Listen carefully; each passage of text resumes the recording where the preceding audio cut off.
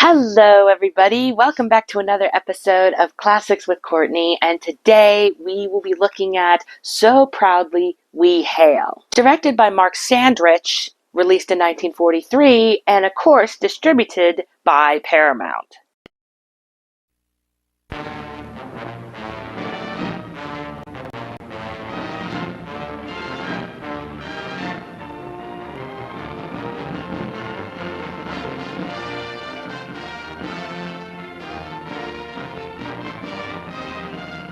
American women.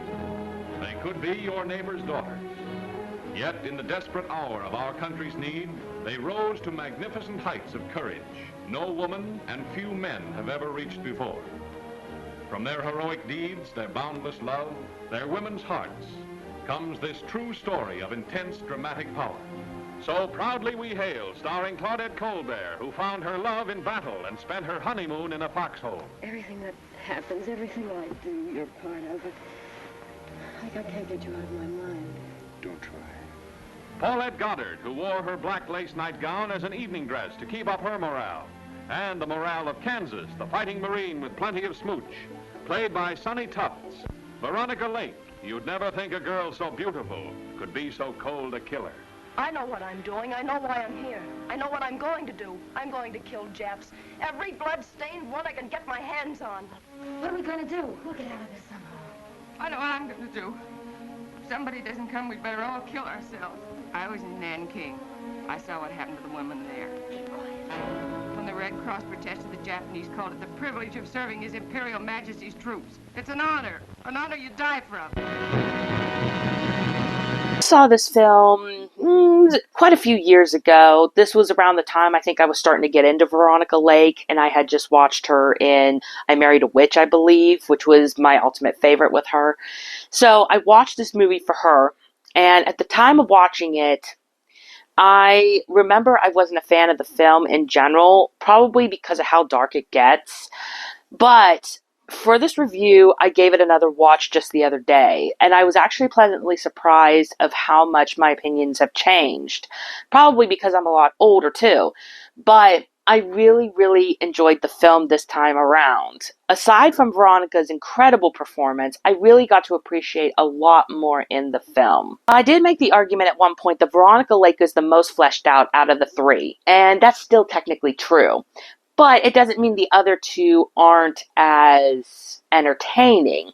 However, if I had to say who was the scene stealer, it would have to be Paulette Goddard. A lot of fun to watch. She's charming. She's cute. She can be emotional when she needs to be. I love her relationship with Kansas. Everything about her is just so fun to watch.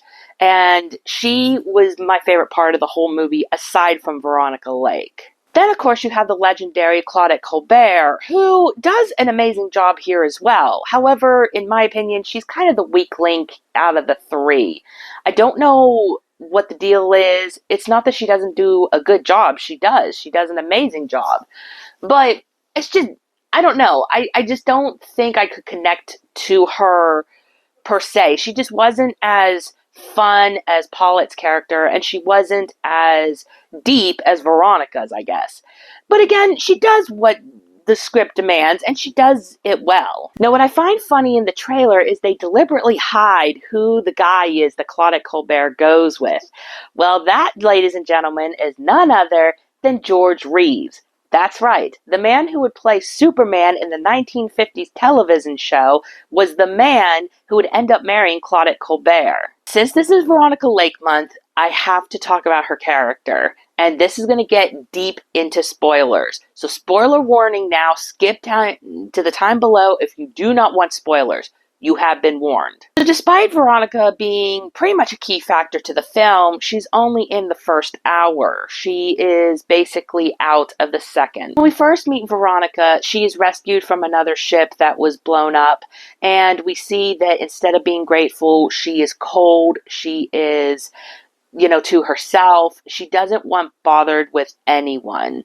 She's mean to the other girls, and they don't know why. But we get a sense that something is wrong, particularly when everyone is having the party and they're singing Christmas carols.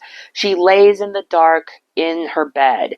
something is wrong. We just don't know what. It isn't until later when Claudette Colbert comes in to bed with her, because none of the other girls will want to sleep in the same room with her, the truth comes out. And to me, this is what won me over for Veronica being a great actress. You think I don't know. All right, I'll tell you. I know what I'm doing. I know why I'm here. I know what I'm going to do. I'm going to kill Japs. Every blood-stained one I can get my hands on. Olivia. Today is Christmas, isn't it? The time for cheer and good fellowship and for peace. Well, today's my wedding day. You see that? He and I were to be married today in St. Louis. And why weren't we? Because he's dead. He died that first morning. They killed him. I saw him. He was running across the field to his plane and they killed him. 60 bullets. 60. By the time I got to him, he was dead. His face was gone. I couldn't see him anymore. Just blood. Blood all over. They must be punished, and I'm going to punish them. Yes, dear. He was dead. It was ended for him. Oh, Libby, darling. I wanted him. He was all I had. Yes, dear. I loved him so much. Not only is her performance so great in this, she was actually recently married, but then was having marital problems. And this was kind of a escape from her for her to be in this role. Now, of course, watching this scene, if you're not at least teary-eyed, I don't know what the deal is. But she delivers this beautifully, and this was what made me love her character. But what I missed was later when they attend to a camp, she's put in the Japanese ward, I believe. And it's not until a little later that Claudette Colbert is told the situation, and she freaks out because she knows that Olivia does not want anything to do with the Japs and she's going to do something wrong. But then we hear, It's all right. I couldn't do it. I didn't have the guts to, I suppose. I couldn't kill even a wounded rat. despite how hurt she is, she doesn't want to harm anyone. That was anger that was taken at the heat of the time. She's still hurt, but she's not an evil person. And watching that from the other day, I'm like, oh my gosh, this is great. You know, this is character development for her. And she nails this out of the park. This ultimately leads to her very end when her and, the camp is supposed to escape, but then it's basically the last bit of girls that are left behind, and they are attacked by the enemy, and they hide in a house.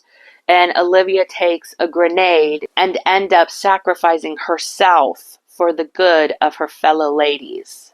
Honestly, when I first saw this, not only was I very upset by this, because this is dark compared to 1943, but it left me with a sense that not only is she out of the movie, because she was my favorite part of the movie, but it was just so dark and heartbreaking. But in context, you can look at she did the right thing, and she ends up being with her loved one at the end.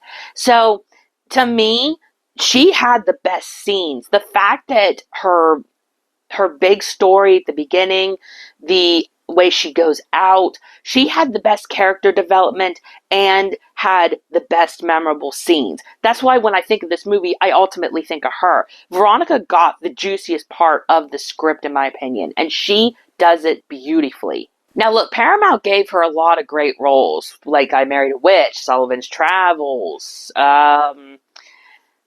I can't think of anything else right now. Those are the two main ones I could think of. But, the movies that she did with Alan Ladd, of course. Minus, maybe Saigon, I don't know. But, this one, I think, was the perfect movie that they did for her. Because not only does it show that she had great dramatic range, especially at a young age, when she had no acting, classes or anything like that, but she was just so mesmerizing on the screen, and you just wanted to hug her and just, I just loved her so much in this movie. Veronica wrote that she loved working on this movie, but what's interesting is that the press tried to put her and Paulette Goddard against each other since they were both closer in age, when she actually said that she got along with both Paulette and Claudette Colbert. She said the ones that didn't get along all that much was Claudette and Colbert. And we can't go without talking about her hair for a split second. This movie actually puts her hair back. We never see her hair down except for when she sacrifices herself. And what's interesting to me was I believe it was around this time that women were starting to emulate the style of her hair, and accidents were being caused on the war front with the women working with the machinery. So the government actually had to call Paramount and say, hey, listen, she can't have her hair down this way. You have to have it put up. Granted, since Veronica looked at her hair as a hindrance more than anything anyway, she didn't care. But it ultimately changed the image that people looked at, and her career kind of went downhill, along with that movie where she kind of played a Nazi. That didn't help either. But she she still she still showed talent, and I don't get why the hair has to be involved. Like, yeah, did the hair give her an iconic look? Yeah, it did. But when you look at this movie, her hair is back like the majority of the movie, and she's great. And I absolutely love her, and I just don't understand why her hair was her talent. Like, it made her look good, but she had talent, and her hair had nothing to do with that. So, I don't know. I'm not trying to get heated or anything about it. I'm just saying that in this movie, she proves that what a great actress she really was, and her hair had nothing to do with it. Honestly, if you're interested in a really good wartime drama with a little bit of romance, a bit of humor, I would say give this one a watch. Actually, speaking of humorous moments, this is one of my favorites. Oh, this keeps up my morale. That's what I mean. There are some moments in the movie that it's like, oh my gosh, this is really cute, really sweet. But for 1943, the film does get dark. You know, I already talked about Veronica's, sacrifice and everything. But we also have little moments like when, the hospital is being blown and there are people that are ultimately getting killed by the enemy. It's pretty gruesome for 1943. So I would say look out for that if you're not interested in that. So, but otherwise, it is a really good movie. I'm really glad I gave it a second watch. Would I own it on DVD? Possibly. I think this would be up there as something I would own eventually. So, with all that being said, that basically wraps up this review. So I hope you have enjoyed this movie review of So Proudly We Hail. Let me know in the comments below if you have seen this movie, and if you haven't, did I pique your interest, or is this a wartime drama you want to stay out of? Thank you all so much for watching, and I will see you guys in my next video. Bye! Have a great and wonderful day.